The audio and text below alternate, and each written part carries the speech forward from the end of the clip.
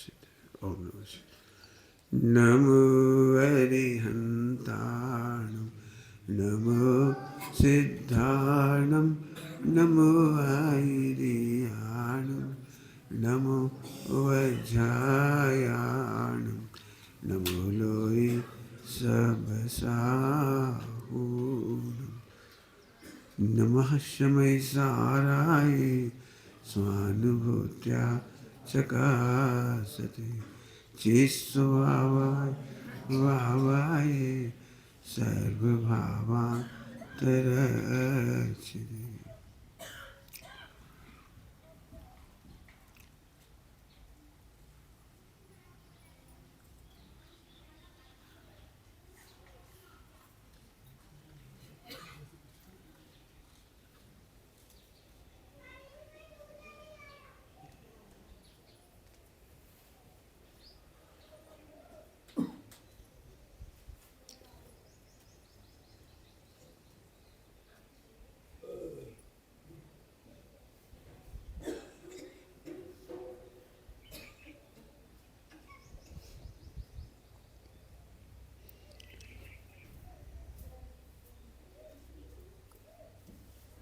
ओम नमः शिवाय ओम नमः शिवाय। सबसे पहले तो अतिचार को समझें। बहुत कठिन शब्द है अतिचार। हमें तो अतिक्रम ही भय लगता है। ब्रह्मचर्य लेने से डरने वाले लोग अतिक्रम से डरते हैं। अतिक्रम, यहाँ तो अतिचार तक की छूट दे रहे चढ़ना नहीं होगी। जो लोग ब्रह्मचर्य लेना भी चाह रहे हैं उन्हें ये लगता है हमारा मन तो खराब हो जाता, हमारे तो बुरे विचार आ जाते, हमें तो बुरे सपने आ जाते, हमें तो बुरे परिणाम हो जाते। ऐसा कोई प्राणी नहीं है जो ब्रह्मचर्य का पालन ना कर सके।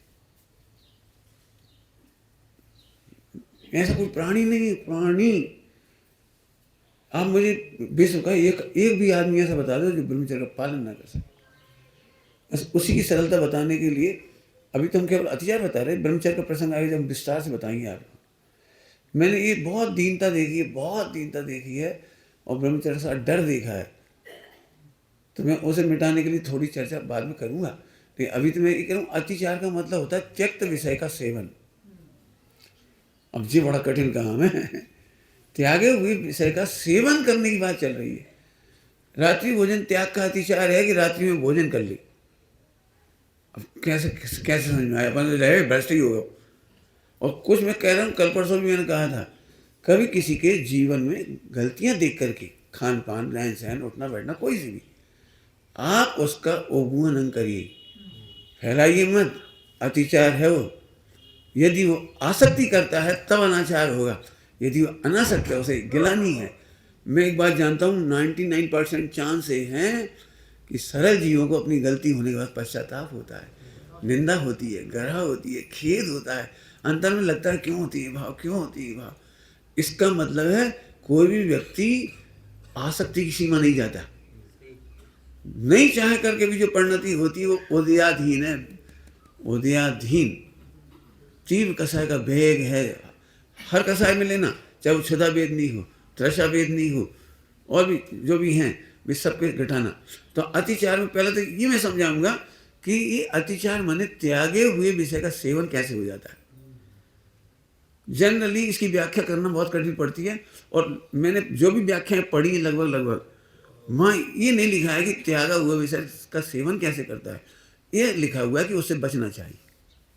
पक्की बात है, अतिचार बचने के लिए है, लेकिन अतिचार बचने से पहले ये तो पता लगे वो अतिचार लगते क्यों है।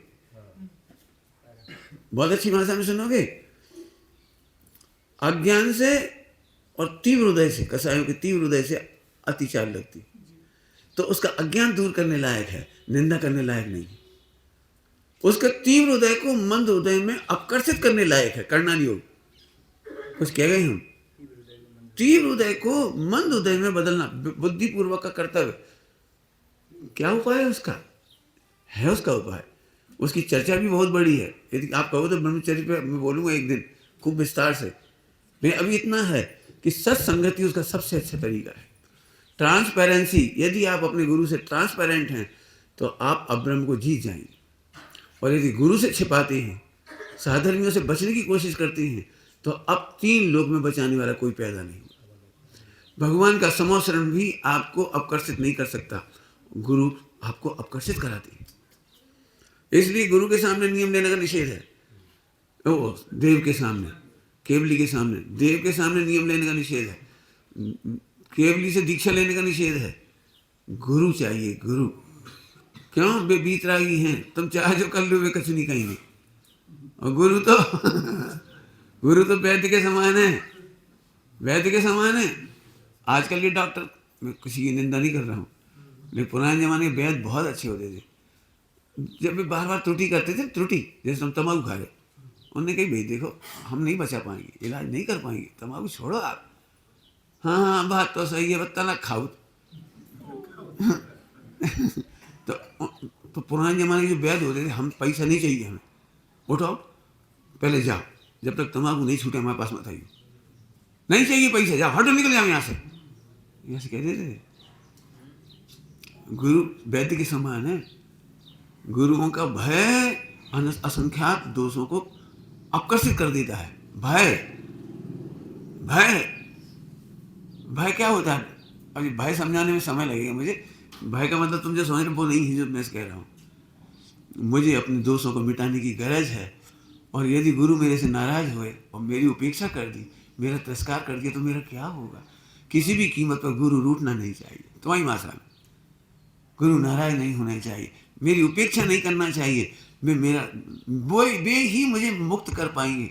और विश्व में सब मेरी, आपको पता है सारे विश्व में जितने मित्र कहलाते हैं, वे दोषों के उपभोग नहीं होते हैं, दोषों की वृद्धि करने वाले होते हैं।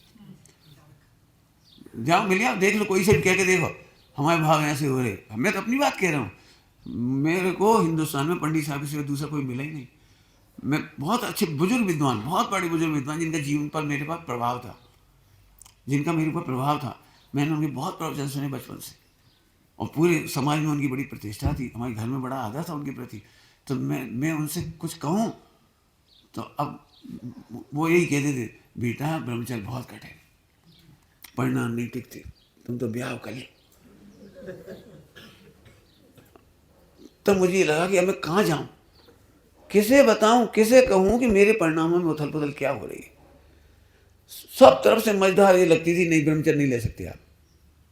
और तब मैं पंडित साहब के पास आया, और पंडित साहब की केवल एक स्मित, एक मुस्कुराहट, बेटा इनमें क्या दम है, क्या दम है, मैं क्या दम है। मैं सच कहता हूं, उसी क्षण हल्का हो गया पूरा। फिर मैंने लिख करके पूरी रिपोर्ट दे दी, 150-200 पेज पूरी रिपोर्ट लिख दी, जितने मेरी उथल पुथल थी बचपन से लेकर पूरी। पंडित जी कहीं आग लगा दी, आग लगा दी, कच्छ नहीं जाओ कहा था। आपको समझ में नहीं आएगा मैं कितना हल्का हुआ हूँ इन 2 बातों से। मैं फिर कहता हूँ, यदि गुरु सिरमाते हैं तो मोक्ष तुम्हारे आसपास है, यदि गुरु सिरमाते नहीं हैं तो निगोद ही निगोद है हमारे आसपास। आप कह के देख लेना किसी को अपने दोस्त, वे झट कह देंगे आजकल तो सब ब्रह्मचारी हैं सही, आजकल तो सब भ्रष्टाचार है। कौन कहेगा कि नहीं पंचम काल में, पंचम काल का जीव में अभाव है, परकाल है वो। चलो तब मैं अतिचार का मतलब समझ में आया। उस समय का कलेजा तैयार रखो, जब त्यागे हुए विषय का सेवन कर ले कोई, आप क्या करोगे? मैं सबसे कहता हूँ क्या करोगे? हमने देखो अभी तो रात के खा रहे थे, तो बम फोड़ने लायक है, या उसका अज्ञान या कसाय मिटाने लायक है? 2 बातें कही, अज्ञान दूर करने लायक है अथवा तो कसाय दूर करने लायक है। और कसाय दूर करने का उपाय है वात्सल्य। वात्सल्य से उसको अपने पास रखा, उसका अपकर्षण हो गया, अपकर्षण हो गया, अपकर्षण हो गया। मैं कैसे बताऊंगा अभी बातें, मैं अभी पूरी नहीं समझा पाऊंगा। तो अतिचार में इस बात की तैयारी रखो कि तुम्हारा साधर्मी, ये कोई भी XYZ, अभी कहा ना किसी के बारे में भविष्य की घोषणा मत करो। आप क्या समझ रहे हो? जिन मुनिराजों को, त्यागियों को आज आप गलत भी देख रहे हैं, आपकी परिभाषा, मैं गलत नहीं देख रहा हूं। आपको पता है हर जीव भव्य है, वो मोक्ष में मिलेगा। आज की परिणति भविष्य की नहीं है, वर्तमान का भविष्य में अभाव है, वर्तमान का ज्ञान भविष्य में नहीं रहेगा, और वर्तमान के दोस्त भविष्य में नहीं रहेंगे। हम तो सबका आदर करेंगे। हाँ, पर्याय में पर्याय का व्यवहार है, लेकिन दृष्टि में सबका सत्कार है। क्या कह गए? दृष्टि में सबका सत्कार है, सबका सत्कार है। क्यों? अब कुछ उपाय नहीं ना, इसका कोई उपाय थोड़ी, क्या कर सकते हैं। इसलिए हम किसी को फिर कह रहे हैं, जीवन में अपनी उन्नति करना हो तो किसी के दोस्त किसी से मत कहो, हो सके उसी से प्रेम से कहो, और नहीं कह पा रहे तो उनके गुरु से कहो। क्या कह गए हम? लोग मेरे को बहुत, मैं पूरे देश में प्रवचन करने जाता हूँ, लोग मुझे कहते थे, पंडित जी आजकल तो ऐसा हो रहा है। ऐसा का मतलब चाहे विद्वानों के मामले में या किसी के बारे में, मुनिराजों के मामले में। तो मैंने वो विषय कभी नहीं उठाया, कभी नहीं उठाया। तो वे कह रहे आप उठा क्यों नहीं रहे विषय? तो मैं उनको ये कहता था, जिनके सिर माथे गुरु हैं उनके सामने गुरु बनने की जरूरत नहीं। हम उनके गुरु बनने की जरूरत नहीं। हम ना प्रवचन में कहेंगे और ना उनके पास जाकर कहेंगे। हम कहने वाले कोई नहीं होते। यदि हमारे भाइयों में से किसी की दोस्त है तो हमने उनसे नहीं कहा, हमने कहना होता पंडित साहब को बता रही, पंडित साहब हमें ये पता लगा, हम नहीं चाहते ऐसा कुछ हो, आपके ज्ञान में आगे, अब आप उपाय करिए। हम नहीं करेंगे, हम पंडित साहब की अनुमति लेंगे। इतने में आप रिलैक्स हो जाओगे। मैं जानता हूँ कितने लोग कटाक्षात्मक प्रवचन करते हैं और इससे अपना पुण्य नष्ट होता है। सामने वाले अज्ञानी नहीं हैं, सामने वाले भी समझते हैं कि आप किस पे कह रहे हो। फिर कह रहे पंडित साहब की एकमात्र शैली ये थी वस्तुपरक शैली और जीवन परक, जीवन में उसके प्रयोग, बस इतनी शैली थी। व्यक्तिगत कटाक्ष नहीं, आजकल तो ऐसा हो रहा है, आजकल तो ऐसा हो रहा है, ऐसा नहीं, ये नहीं। ठीक, तो इसमें अतिचार शब्द बताए मैंने। अतिचार में मेहनत इसका करो कि पांचों के अतिचार पढ़ो और सोचो कि वो करता हुआ दिख जाए तो तुम क्या करोगे, कैसे उपगमन करोगे और कैसे स्थितिकरण करोगे। ये हमारी प्रैक्टिकल साधना है। बस इसीलिए इसको पढ़ाया मैंने, 5 व्रतों के अतिचार। आइए, अन्नपान निरोध। मैं आपको ऐसी घटना सुना रहा हूँ कि आपको छक्के छूट जाए। अन्नपान निरोध का जो भावात्मक स्वरूप बताया द्रव्यानी, वो तो बता दिया, अब चरणानी वो बता रहा हूँ। समाधि मरण में सबसे बड़ी दिक्कत है अन्नपान निरोध की। 80 या 90 साल की कोई महिला हो या पुरुष हो, घर में रहते हैं, घर में पाचन शक्ति बिल्कुल कम हो गई है, लेकिन घर में खीर बनती है, रसगुल्ले बनते हैं, लड्डू बनता है, हलवा बनता है, सब कुछ बनता है, क्योंकि बच्चे हैं, युवा हैं, मेहमान हैं। अब उन सबके सामने जितनी क्वांटिटी में और जिस क्वालिटी की चीज़ें सबको परोसी जाती हैं, उन्हें यदि परोसी जाएगी तो उनकी देह छूट जाएगी, उनकी बीमारियां हो जाएंगी। अब उनका मन भी निचली भूमि का तो ललचा रहा है, एक पूड़ी हमें दे दी, हमें देते ही नहीं, तू कुछ कब तक खाए हम, जो का खिला दो खिचड़ी, वो का खिला थल थुली दरिया, हम तो भैया मर जाए सोई अच्छी, ये बहु बड़ी प्राण खा रही, कच्छ नहीं, ये तो हलवे में कहा हो जाए, 2 भजिया में कहा हो जाए। अब समझ गए होगे, ये हर घर की समस्या है और हर बहू बदनाम होती है और हर बेटा बदनाम होता है। वो सबको सुनाती है, क्या बताएं, हमने करोड़ों की जायदाद दी, हमें ये नहीं दे रही, मलाई नहीं दे रही, रबड़ी नहीं दे रही। आप समझ सकती हो, लालसाएं कम नहीं हुई, पाचन शक्ति बहुत कम है, बहुत कम है। डॉक्टर ने भी कहा इन्हें मत दो, वैद्य ने भी कहा इन्हें तली हुई चीजें मत दो, इन्हें घी मत दो, इन्हें गरिष्ठ चीजें मत दो, इन्हें केवल पानी पे रखो, ऐसे पे रखो। अब मैं सोच रही, अब बता लू, आदि बिलिया अनार को रस मार डालन जाने, ये गिलास भर के दे, 2 गिलास। अब तुम्हें लग रहा है 1 गिलास 2 गिलास, मैं खुद नहीं पीता कभी 1 गिलास मुझे रस, मैं नहीं पीता। आपको पता है वृद्धावस्था में रस पिलाने से बात के रोग बढ़ते हैं और बहुत फटाफट गिलास भर के पी जाने से पूरे शरीर में बात का दर्द होता है। अब वैद्य कह रहा है रस मत दो, कैसे दो, ड्रॉपर से 1-1 बूंद पिलाओ। अब ये सोच रहा है हम नहीं पीने, हाँ काटूंगी यार 1-1 बूंद। मैं आयुर्वेद से बता रहा हूँ ये बात।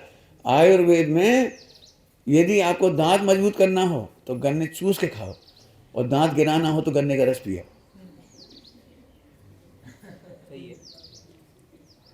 है जी, हमें कितना इजी लगता है, मशीन में से रस निकालता फटाफट, 1 गिलास सटक गए, फट से।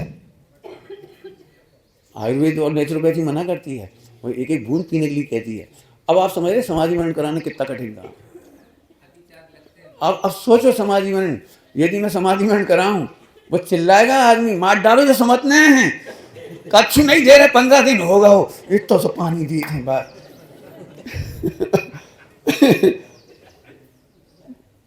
मैंने खुद करके देखा है, एक अनार का कितना रस निकलता बता सकते हो? आधी कटोरी से कम निकलता है। अब एक अनार खाते जैसे करके, तो आधी कटोरी से कम रस होता है। वो बना के देख लेना फोग, लेकिन फोगट को पैसा, कोई सेठ ने भेजा था खूब सारे पे, सबने फट फट फोड़े और निचोड़ा मशीन में से, लो पी जाओ एक गिलास। हमारे भाइयों को मैं मना करता हूँ, सबको प्रैक्टिकल, ये मेरी साधना का शिविर, समाधि साधना का मैं ये सिखाता हूँ, खाने पीने का ढंग सिखाता हूँ। ऐसा नहीं फटफट पी गए, वो क्या करे, पंडित जी माने नहीं। ठीक है, कोई बात नहीं, आगे विचार कर लेना।